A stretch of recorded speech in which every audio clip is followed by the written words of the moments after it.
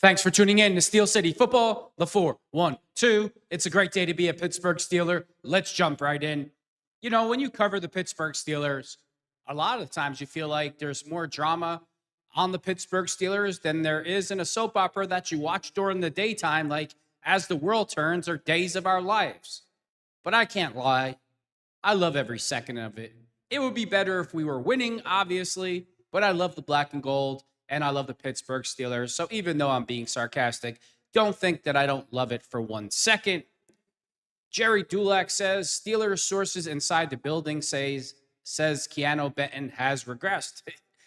You know, let's just say Keanu Benton hypothetically gets let go at the end of the season. And Keanu Benton goes to another team like Detroit or the Buffalo Bills where they're winning and coaching seems to be really on par with the elite coaches in the league. And let's say Keanu Benton becomes an excellent player, an above average player. Then what? I want to know then. I want to hear in the comment section, then what? Because I don't know what to believe at this minute, this second. I don't think that Keanu Benton is a bad player.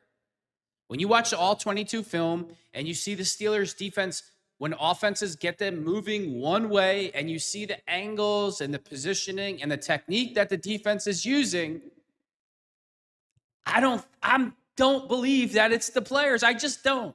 Now, I could be wrong, but I don't believe that. What do you think? I think if Keanu Benton gets let go at the end of the year and he goes to another team, people, ESPN will cover for Coach Tomlin like they always do. They'll be like, oh, he resurrected his career. He's getting his second wind. Maybe leaving the Steelers was a breath of fresh air for Keanu Benton. But meanwhile, he just was never coached very well. Let's see what Jerry Dulac had to say. Keanu Benton is supposed to be a building block for the next era of the Pittsburgh Steelers defensive line. He flashed immense potential as a rookie, but now in year 3, the team believes he's taken a step back. You mentioned Keanu Benton. It was told to me from inside the building that they actually think he's regressed in season 3, Jerry Dulac said Thursday via the Post-Gazette Sports on YouTube. Didn't make the big jump from year 1 to year 2, and now it's year 2 to year 3. And what we've seen from 2 games hasn't exactly been a sterling performance from Keanu Benton. Coach Tomlin was asked if he is going to make changes at nose tackle and maybe put somebody else in for Keanu Benton. This was his response. Mike Tomlin has said that there's no real strong consideration of moving Benton off nose tackle. Oh, man, you got to love it, huh? You got to love it. You don't want to give Y.A. Black a try? Hey, I mean, we know Cam's not coming off the field. And most of the time, they only have 2 interior linemen. So, you don't want to give Y.A. Black a try? No. As the rookie, let's just say, let's give Coach Tomlin the benefit of the doubt. And let's just say Keanu Benton is a horrible, horrible player. I don't want to hear about contract. I don't want to hear about money. I don't want to hear about what round Keanu Benton was taken in. If he just sucks, why isn't Y.A. Black the starter? And let Y.A. Black start to develop immediately. Stop wasting time. If Keanu Benton is not working out and he's not the guy and he's not going to be there next year, then Y.A. Black needs to be on the field, be the full-time starter, get his feet wet, and you only get better by playing. You don't get better by spelling a guy or coming in for 5 to 10 plays a game. He needs to be the full-time starter, Y.A. Black, if that's the issue. See, this only goes bad for Coach Tomlin both ways. So let's just say Keanu Benton absolutely sucks. Then why isn't Y.A. Black on the field? And then if Keanu Benton goes to another team and all of a sudden he's an outstanding player, so no matter how you shape it, it makes Coach Tomlin look bad. Stop wasting time, Coach Tomlin. If the building is saying, if inside the building says Keanu Benton's not that guy, he's regressed, then okay, 2 + 2 = 4, 1 + 1 = 2. You think this would be pretty simple? Then why isn't Y.A. Black the full-time starter?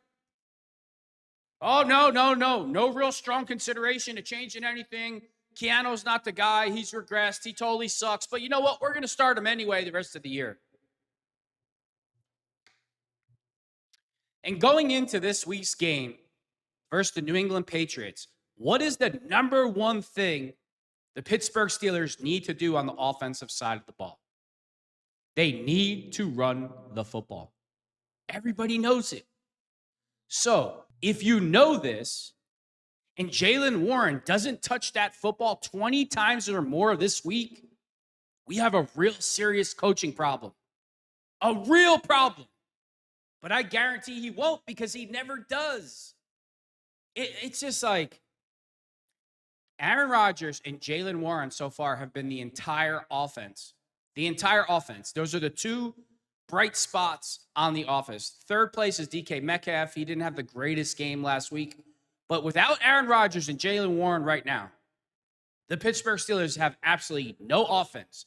And you know going into this week's game versus the Patriots, who's been your most explosive running back, your most explosive player on offense? Oh, that's right, Jalen Warren. So if Jalen Warren doesn't get 20 touches or more this week, I'm going to go absolutely out of my friggin' mind. Oh, we know Keanu Benton sucks. He's not the guy. He regressed. Okay, start him anyway. They asked Coach Tomlin, oh, no plans to change anything. No plans.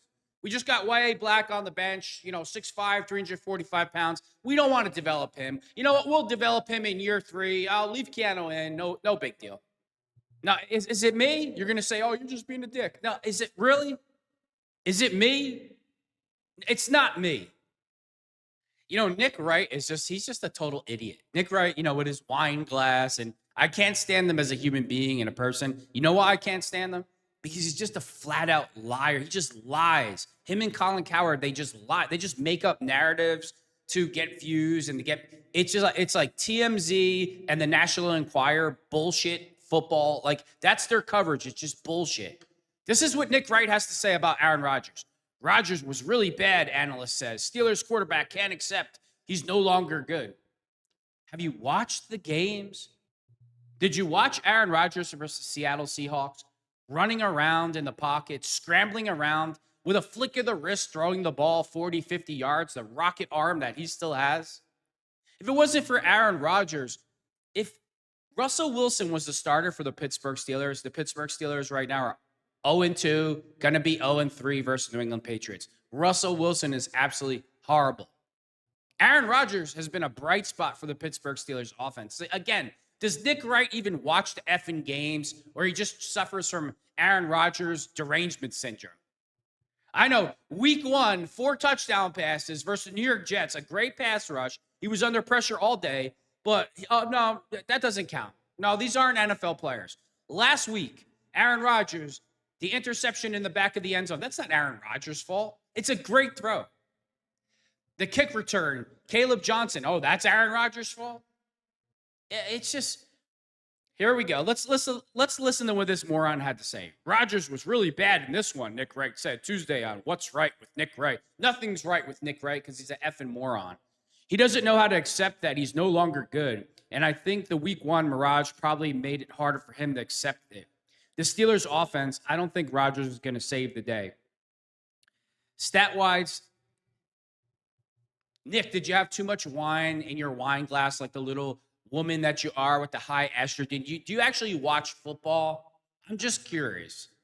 Because you sound like a total idiot. Because the Pittsburgh Steelers should have beat the Seattle Seahawks, and then they end up beating themselves, and Aaron Rodgers had nothing to do with that, you moron.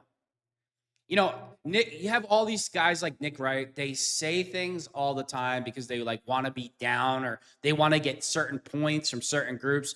Nick Wright shouldn't even have a good thing that Nick Wright has his own podcast, because if he had to work for a legitimate company, he would be fired immediately for just lying and being a piece of garbage.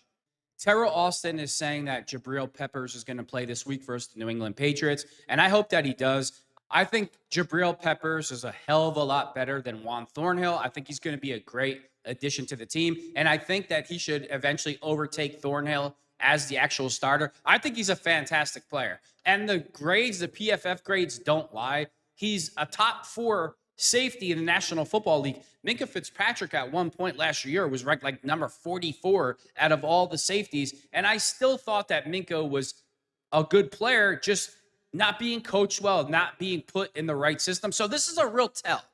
This is a real tell.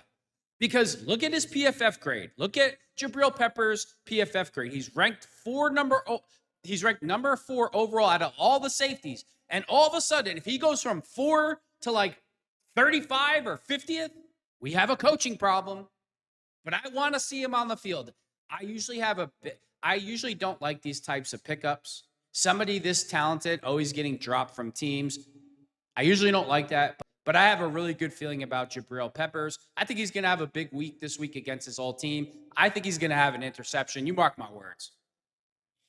And the Pittsburgh Steelers this week, they need to get some sacks. Nick Herbig better have a great game filling in for Alex Highsmith, because I am really on board with, if Nick Herbig and Alex Highsmith keep not showing up and keep getting injured, and their careers so far have not been good at all. In my eyes, my estimation, they've not have successful careers as Steelers. And Alex Highsmith is getting paid huge money. If TJ Watt is getting double teamed and triple teamed, Alex Highsmith's sack numbers should be a lot higher than what they actually are. Nick Herbig, he needs to stay healthy. He's going to start this weekend. And if he comes off the field for an injury, or he doesn't perform, or if he just has a bad game, then I really think it's time to put Jack Sawyer in and let him get his feet wet, and let's see what the rookie can do. I think it's time. You can't keep playing these guys if they can't make plays, or they're always hurt, or you can't depend on them, because Nick Herbig and Alex Highsmith, they can't make it 3 weeks in a row without being injured. And then when they are on the field, I don't see great returns on the investment, especially Alex Highsmith. How many times do I got to say it? TJ Watt, double and triple teamed. Alex Highsmith should have 12 to 15 to 20 sacks a season if that's the case. But he doesn't. He doesn't. Always hurt, even when he plays. One pass rush type guy, like he bull rushes. He doesn't seem to have a lot of move if that bull rush gets stymied. Well, if the players can't play and they can't make the plays, and you got Jack Sawyer, a rookie, sitting on the bench, then it's time to see what these rookies can do. It's time to see what Y.A. Black can do. It's time to see what Jack Sawyer can do. But hey, no, Coach Tomlin, do you feel like you're going to make some changes if these guys don't play well? No strong consideration to change anything. What did we hear all year last year about the Pittsburgh Steelers secondary? Minka Fitzpatrick came out and said before the season, if guys don't communicate, they won't be playing, they won't be on the field. All last year, we heard that the reason for the breakdowns in the secondary was because players weren't communicating. And that's on the coach. If the players don't do it, guess what? They should be on the bench. They don't play. And what are we hearing this year? Rod Woodson comes out and says, the Pittsburgh Steelers are having communication issues in the secondary. Go figure. This is what Rod Woodson had to say. Terrell Austin has to figure out what they have. Woodson said Thursday in Up and Adams with Kay Adams, they went all in. You bring in big play Darius Slay. You bring in Jalen Ramsey. You bring in those players. But how they fit together right now, they are not playing great football. You've got to hope Terrell Austin figures out what they like to do. The rules that they have has got to be simplified for the players on the back end. I think they've got the tools there. They just got to make sure they have the right rules in their coverage, and then everybody's talking through those rules pre-snap, post-snap. They have the skill set, but sometimes they don't put their players in the best positions to make the plays that they have to make week in and week out. Wow. Well, you just heard what Rod Woodson, the Hall of Famer, said. He's saying the coaching staff doesn't put the players in the best positions to make plays. He said, Rod Woodson said, you got to make sure everybody's talking pre-snap, post-snap, through the play. Obviously, guys aren't doing it. But the most important thing, what did Rod Woodson say? He said the coaching staff is not putting the players in the best positions to make plays. The most important thing. So everybody wants to throw Keanu Benton under the bus. Well, guess what? If Keanu goes to another team and he becomes that guy, maybe we have a coaching problem. I don't know what to make of the Steelers anymore. Because you hear the coaching staff kind of blow up the players in the press conference a little bit, say, hey, we went over this for the week. They knew this was coming. We showed them this was the players that this play was coming. They knew what they needed to do on this play, and they just didn't do that. So what do you do? You tell me, what do we do?